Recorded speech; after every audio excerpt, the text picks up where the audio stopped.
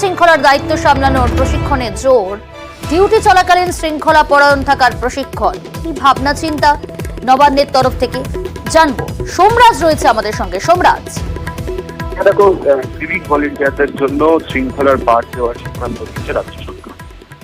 মমতা বন্দ্যোপাধ্যায় ইতিমধ্যে রাজ্য পুলিশের ডিজি এবং কলকাতা পুলিশের পুলিশ কমিশনারকে এই বিষয়ে নির্দেশ দিয়েছে বলে সূত্র মারফত জানা যাচ্ছে। মূলত একাধিক বিষয়ে সিভিক ভলেন্টিয়ারদের প্রশিক্ষণ দেওয়া হবে। ৪৫ দিনের প্রশিক্ষণ কর্মসূচি চলবে, যেটা প্রাথমিকভাবে ঠিক হয়েছে জানুয়ারি মাস থেকেই এই কর্মসূচি শুরু হবে। কি প্রশিক্ষণ দেওয়া হবে সেটা এখনো পর্যন্ত মারফত জানা যাচ্ছে। যে চাকরি করাকালীন কোনটা করা উচিত, কোনটা করা উচিত, শৃঙ্খলার দায়িত্ব কিভাবে। সোমরাজ, তোমার কথা স্পষ্ট শোনা যাচ্ছে না, যদি সম্ভব হয় স্থান পরিবর্তন করে কথা বলতে পারো। আপনাদের জানাবো এবার পুলিশের পাঠশালা সিভিক ভলেন্টিয়ারদের তাদের ভূমিকা কি হবে, তাদের কোন কাজ কিভাবে দায়িত্ব পালন করতে হবে, দায়িত্ব সামলানোর প্রশিক্ষণে জোর, ডিউটি চলাকালীন শৃঙ্খলা পরণ থাকার প্রশিক্ষণ।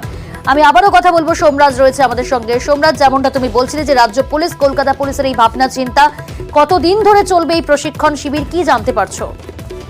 দেখো, ৪৫ দিনের প্রশিক্ষণ হবে এই প্রশিক্ষণ, এবং সেটা এখন আমাদের সূত্র মারফত জানা যাচ্ছে যে আইন শৃঙ্খলার দায়িত্ব কিভাবে সামলাতে হবে, চাকরির সময় কিভাবে শৃঙ্খলা পরায়ণ থাকতে হবে, বিভিন্ন আইনের ধারায় কি বলা আছে, বিভিন্ন বিষয় নিয়ে এই প্রশিক্ষণ হবে সিভিক ভলেন্টিয়ারদের। আর্যিকর ঘটনার প্রেক্ষিতে এই সিদ্ধান্ত নিঃসন্দেহে গুরুত্বপূর্ণ। ইতিমধ্যে মুখ্যমন্ত্রী মমতা বন্দ্যোপাধ্যায় রাজ্য পুলিশের ডিজি এবং কলকাতা পুলিশের পুলিশ কমিশনারকে এই বিষয়ে নির্দেশ দিয়েছেন বলে সূত্র মারফত জানা যাচ্ছে। জানুয়ারি মাস থেকেই এই প্রশিক্ষণ শুরু করার চিন্তা ভাবনা শুরু করেছে রাজ্য সরকার। বেশ, ধন্যবাদ সোমরাজ।